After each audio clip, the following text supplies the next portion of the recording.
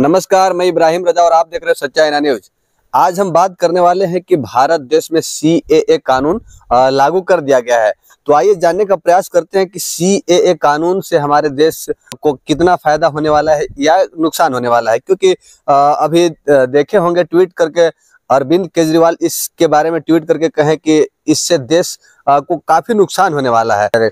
हमारे साथ मौजूद हैं डाल्टनगंज के समाज सेवी जगन्नाथ प्रसाद सिंह जी। आइए इनसे बात करते हैं कि ये क्या कहना चाहते हैं, इनकी राय क्या है। सर, सबसे पहले स्वागत है। देखिए, CAA जी 19 में ही लागू हुआ था और ये जितने विपक्षी नेताओं उनको भड़का के सब जगह जमा कर दिया था। वो आ गया कोरोना। तो सरकार के भी इसको 22 के बाद इसको लागू कर देना चाहिए था, लेकिन बहुत ये जो अमित शाह और हमारे मोदी जी हैं इसको एकदम चुन के समय पर अप्लाई किया।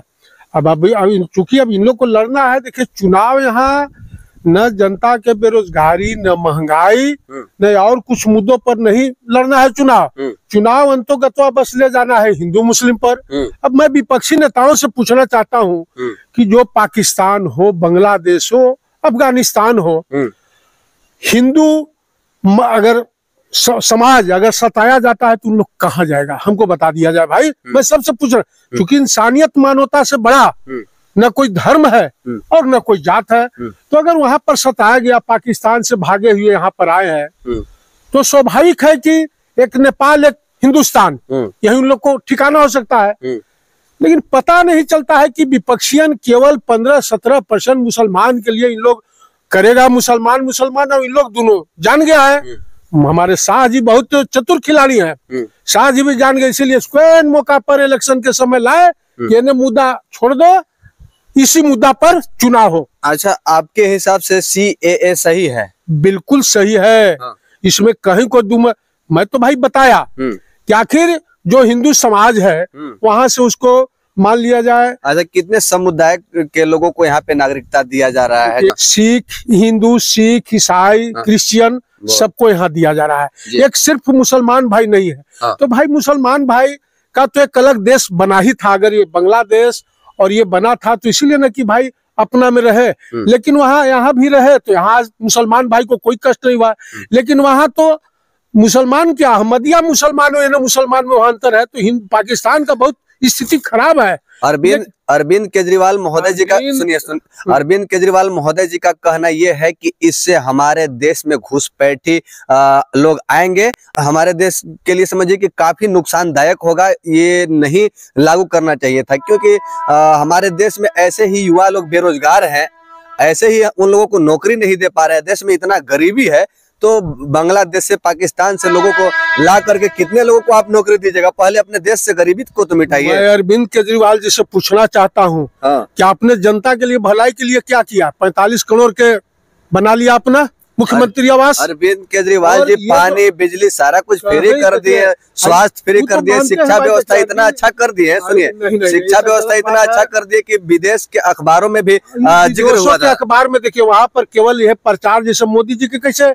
इलेक्ट्रॉनिक मीडिया पूरा लग जाएगा पोस्टर, उसी प्रकार से केजरीवाल भी हैं। लेकिन केजरीवाल आज अगर जो ठीक रहते कि घोटाला जो 3 को जो पकड़ाया है मुख्यमंत्री आवास, अब हमको सबसे ताजुब लगा केजरीवाल जी का वो करतूत, जो भावना सिंह जो पत्रकार उनसे पूछने गया था पंजाब में, उसको पकड़वा के जेल भिजवा दिया। अगर आपने 45 करोड़ का बना लिया था तो आप पब्लिकली माफी मांग सकते हैं कि हमसे गलती हो गई, अब जनता माफ कर देती। लेकिन आप भावना सिंह को पकड़वा के और उसको पिटवाए और फिर जेल में भेजे। केजरीवाल जी, आप ही क्या बात करते हो कि कहां से होगा? आपको मौका मिला तो आपने क्या किया? आपने एक काम जरूर ठीक किया कि 1 मैन 1 पेंशन दिल्ली पंजाब में लागू है। मैं इसको सिफारिश करता हूँ, उसके लिए मैं आपको बधाई देता हूँ। लेकिन आपने करके भी आप वही काम, देखिए अब एक चीज बता दे रहा हूँ भाई, यहाँ शिक्षा का अभाव है हमारे देश में जी। और मुसलमान भाइयों को सिखाया जाता है कि NRC लगेगा, निकाल दिया जाएगा, ये होगा। और ये नेता कोई नहीं समझ में आता है कि हम क्या कर रहे हैं। आज शिक्षा देना इन लोग का काम नहीं है। नेता जनता का कैसे भला हो काम नहीं करेगा। इन लोग पोस्टर बैनर लगावेगा और पूरा धुतूंगा बजाऊंगा कि मोदी है तो इन्हें केजरीवाल ये सब कहीं कुछ नहीं भाई। मैं मोदी जी को भी कहना चाहता हूँ कि आपने इसको 22 में क्यों नहीं लागू किया। तो आप लोग तो भी वही होशियारी की हो कि अभी चुनाव है, इसको कर दो, हिंदू मुस्लिम पर बेरोजगारी महंगाई इस पर बहस न हो और इसी पर सारा केंद्रित हो जाए। सीएए कानून लागू होने के बाद भी मुस्लिम समुदाय के लोगों को इससे फायदा है या नुकसान है? यही तो बीजेपी का नीति है कि इन लोग अंतोगत्वा आज विपक्षी को मैं सभी को कहना चाहता हूँ कि आप मुसलमान के लिए कुछ किया तो नहीं, कभी कुछ किया? अच्छा, सीएए से हिंदुस्तान के मुसलमान को डरने की आवश्यकता है? कोई आवश्यकता नहीं, कभी कोई आवश्यकता नहीं। हमारे जो हिंदुस्तान के मुसलमान भाई एकदम निडर होकर रहे, उनके साथ कभी कुछ नहीं होना है। ये फालतू बातें इन लोग जो समझा रहे उसको नहीं समझना है भाई। न यहाँ पर एनआरसी आ रहा है, क्योंकि बॉर्डर हमारा झारखंड नहीं ना है, कहीं किसी को डरने की जरूरत नहीं है। एकदम निश्चिंत रहे, जो वहां से सताए हुए भगाए हुए उनको नागरिकता मिलेगा। बात तो इतना ही है। और जैसे भारत हमारा आजाद हुआ था, 47 करोड़ आबादी था, आज हम 140 है, तो क्या सब खा रहे हैं पी रहे हैं कि नहीं खा पी रहे हैं? तो ये सब बात नहीं कहना चाहिए केजरीवाल जी को। केजरीवाल भी बहुत वही राजनीति करते हैं। 17% वोट के लिए सारा विपक्षी को मैं कहना चाहता हूं कि आप जीत के देखिए। इन लोग को, नेता को यहाँ का मुद्दा तो कुछ है नहीं, चाहे पक्ष हो या विपक्ष हो। मैं दोनों के कहना चाहता हूं कि इसी बहाने बस इसी पर चुनाव, इन लोग अमित शाह का ये राजनीति है और इन लोग भी उसी पिच पर खेल रहे हैं। चुप बोलता नहीं इन लोग। अब इस पिच पर खेल रहे हैं तो नतीजा क्या होगा कि इसी पिच पर खेलते खेलते हुए पोलराइज हो जाएगा इलेक्शन। इसीलिए किया गया है। अब कहीं कोई सीए से न किसी को डर होना चाहिए, न कोई भयभीत हो। मैं कहना चाहता हूँ विपक्ष को भी, नेताओं को मैं कहना चाहता हूँ कि केजरीवाल का मैं बयान सुन रहा था कि तुम यहाँ के लिए लोगों को क्या किया केजरीवाल जी, कहो कि रोजगार दिए। आप तो अपने प्रचार में खाली पोस्टर और वे 45 करोड़ के बना अपने प्रचार में हो, जैसे बीजेपी करता है। तो देखो यहाँ इतने जान गया है कि जनता शिक्षित है, अनपढ़ है, कैसे मूर्ख बना के वोट ले लूं और किसी को करने के लिए कुछ नहीं है। मैं बता रहा हूँ, चाहे पक्ष के नेता हो विपक्ष नेता हो, मैं स्पष्ट बात करता हूँ। मुझे कहने में गुरेज भी नहीं है कि मोदी जी देश के लिए नो डाउट किया, लेकिन जनता के डिब्बा गोल कर दिए हैं। बीजेपी वालों को मैं कहना चाहता हूँ, जनता के डिब्बा कैसे गोल कर दिए हैं ये मैं बता रहा हूँ। देखिए आज 1 मन 12 पेंशन, 15 पेंशन। मैं पूछना चाहता हूँ कि एक नेता, आप इधर रिटायर होते हैं तो पेंशन आप देते हैं, उसमें पेट भर जाता है। तो नेतवन के 5 बार 12 बार जीतेगा तो उसको 12 के बार का पेंशन चाहिए। काहे भाई? तो ये कांग्रेस जो किया वो मोदी जी भी जारी रखे।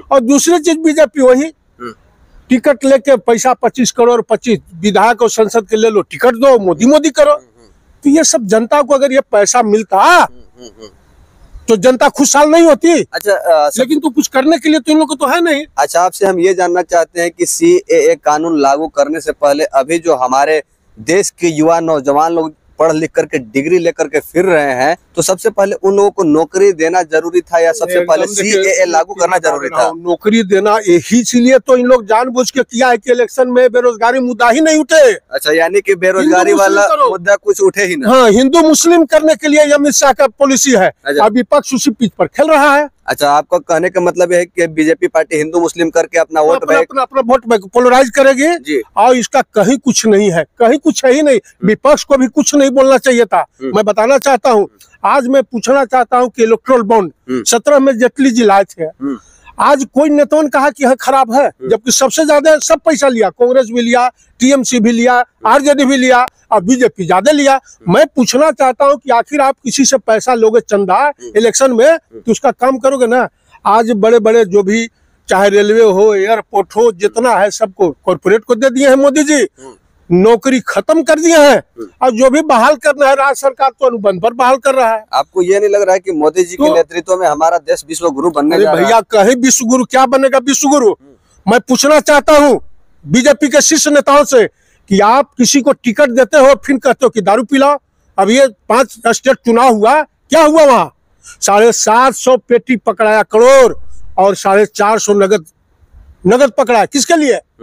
इन लोग का खेल यही है बीजेपी कांग्रेस का कि बीजेपी कांग्रेस करो और फिर 4 दिन पहले वे बांटो छूट के दारू। इतने यहाँ के नेता जानता है, जनता के हित करने के लिए कोई नेता यहाँ नहीं चाहता है। जात जात करो, धर्म धर्म करो, यही यहाँ की राजनीति चल रही। मैं तो यहाँ की राजनीति से कभी कभी मुझे बहुत फ्रस्ट्रेटेड हम हो गए भाई, कि गजब यहाँ का राजनीति है, और विपक्ष भी वही राजनीति करता है, जात जात धर्म धर्म, और ये हिंदू मुस्लिम करता है और वही पिच पर खेला कर रहे हैं। मैं सबको, हिंदू मुसलमान भाई को, सबको ये निवेदन करना चाहता हूं कि इससे कहीं किसी को खामी नहीं है।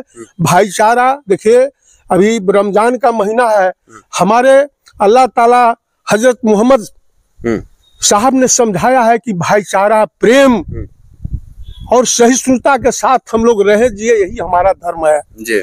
और विश्व में इसी को धर्म कहा गया। जैसे 1789 में फ्रांस की क्रांति हुई थी, उसमें विश्व बंधुत्व की भावना थी। उसी प्रकार 1100 पहले यही तो चीज सीख मिला है, विश्व बंधुत्व का भावना होनी चाहिए, एक दूसरे को प्रेम करना चाहिए, यही हमारा धर्म है, चाहे हिंदू धर्म हो या मुसलमान धर्म हो। लेकिन इन लोग जात जात में बांटो, वोट लो, देश की राजनीति इतने पर चल रही है भाई। और जनता भी, मैं तो, हमको तो कई बार पूछता है कि आप कौन पार्टी से है, फलना पार्टी बढ़िया बढ़िया बढ़िया पार्टी है कि 15 करोड़ का दूं तब पार्टी में जाए ना, तब ना टिकट मिले। प्रोफेसर साहब किसी पार्टी को कोई तरजीह नहीं देता, न पार्टी को यहाँ अच्छी पार्टी है कोई। तो आने वाला विधानसभा चुनाव की कुछ आप तैयारी भी कर रहे हैं क्या? देखिए विधानसभा तो मैं लड़ूंगा, अब अभी VIP में हूँ, हो सकता है ये लड़े न लड़े भी गठबंधन कर ले, तो देखेंगे चुनाव लोकसभा के बाद निर्णय लेंगे। लेकिन प्रोफेसर साहब के पार्टी से नहीं जाना जाता है, प्रोफेसर साहब को व्यक्तिगत लोग जानता है कि ईमानदार चेहरा और कर्मठ उम्मीदवार है और रहेंगे, इसमें कहीं कोई दुमत नहीं है। और मैं पार्टी करने वाला नहीं हूँ, क्योंकि हमारा पूछता है कि बीजेपी से, तो बीजेपी ले लेंगे तो 15 करोड़ देंगे तो जनता, तो मुझे नहीं करना है। मेरा लास्ट चुनाव 24 है, जनता को तय करना है कि नेता चुनवा की पार्टी चुनवा। अभी तो पार्टी में ही तो हो रहा है। तो भाई आप नेता चुनो ना, आप नेता चुनो, जहाँ पार्टी की ओर गए ठगा जाना है। और यहाँ के लोग थोड़ा सा बड़े भोले भाले निराले हैं, ये दोनों पार्टियां कांग्रेस और बीजेपी बस ठगने जनबे करती है, और कुछ यहाँ मतलब नहीं है। बाकी हमारे साथ जगन्नाथ प्रसाद सिंह मौजूद हैं, और जो भी सवाल इनसे किए हैं सभी सवालों का जवाब बेबाक अंदाज से दिए। बाकी आप सब अपना राय कमेंट बॉक्स में जरूर रखिएगा। मिलते हैं नेक्स्ट वीडियो में, तब तक के लिए जय हिंद।